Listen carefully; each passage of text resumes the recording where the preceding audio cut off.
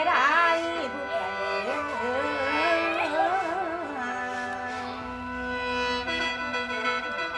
ธาตุขันธ์ดับสลายไปวิญญาณไกลจากร่างชีวิตสวนน้ำมุนมาป่าบ่หวังไผมาป่าบ่หวังไผแสนอะไร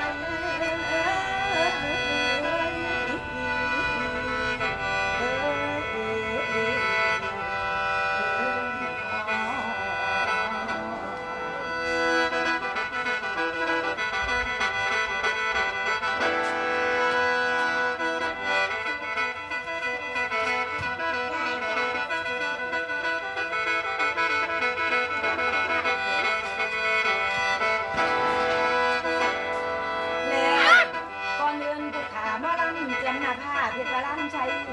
ขอขมาวันท่าน้อม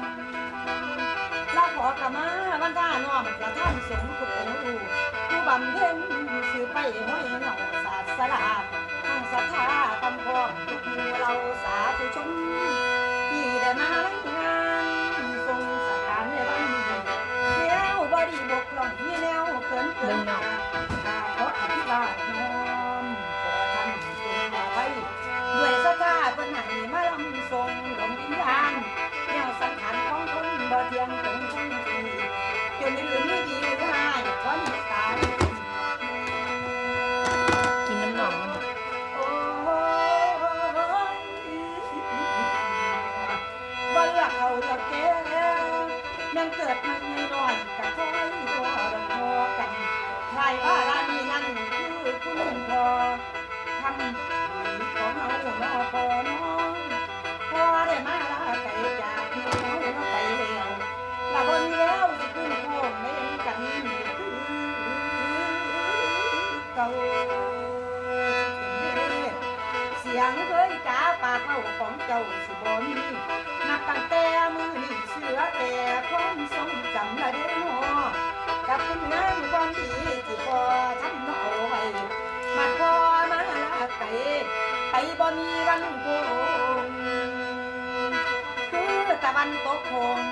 มัดสะดงกับมั่วมืดความตายติดจ่อยแม่นคอยที่ได้กระบอกหวนถือว่าหอดบอนหวนฉากใหญ่ในชีวิตติดละครบนจอทอยกระเด็นเอาเหลือแต่เงาเพียงร่างแต่ปังหลังคือรูปตาย